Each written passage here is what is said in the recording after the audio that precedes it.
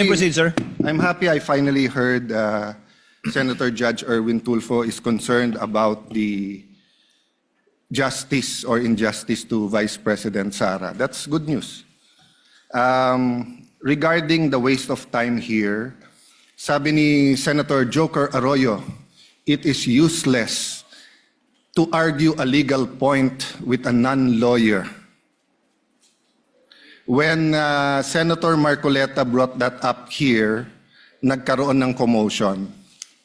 Senator Miriam stood up here many times and said, kaya ka nga nagpo 4 years na law school at nagbabar. So let me give my own interpretation. The impeachment court is formed with lawyers and non-lawyers.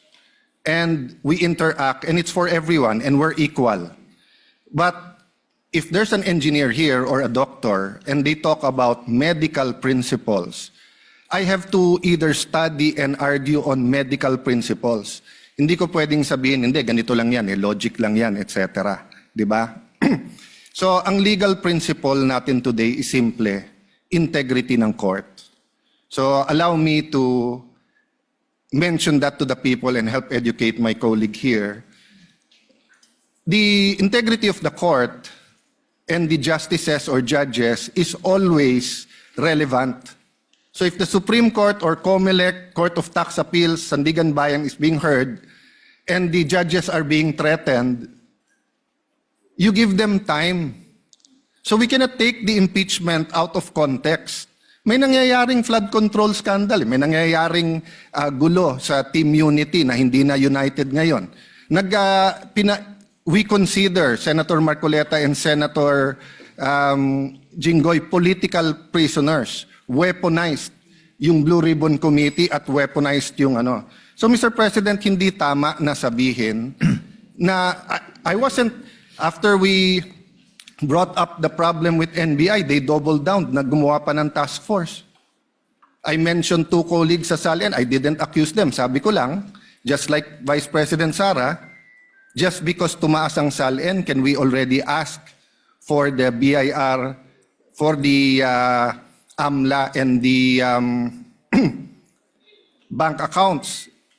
So sabi ko, yan ang i-discuss namin sa Monday. Nag-react na, nag-accuse. I did not take up your accusations here today.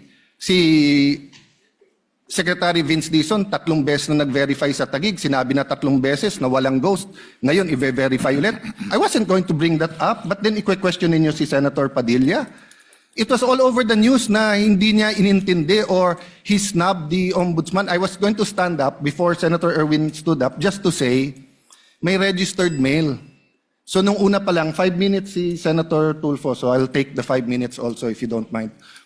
The gentleman may proceed and kindly be mindful of the time. Yes, I will now. So I'm just saying, Senator Padilla just stood up to say, sumusunod siya sa batas, tapos. Kaya humaba to, dahil nga, hindi importante ata dito yung integrity ng judge. Lastly, kaya sinabi kong it's useless to argue a legal point.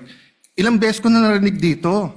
It's our job to clear or prosecute the Vice President. Hindi po. It's our job to try and to decide. It's the prosecution's job to try to prosecute, and it's the defense job to convince us na wala. Our job is to try and to decide. And when you decide, you acquit or you convict. Why is that important? These are legal terms. Hindi pwedeng yung nanonood na law student ngayon sasabihin, trabaho pala ng judge to clear or to prosecute. Thank you, Mr. Presiding Officer, Mr. Senate President. Thank you, Senator.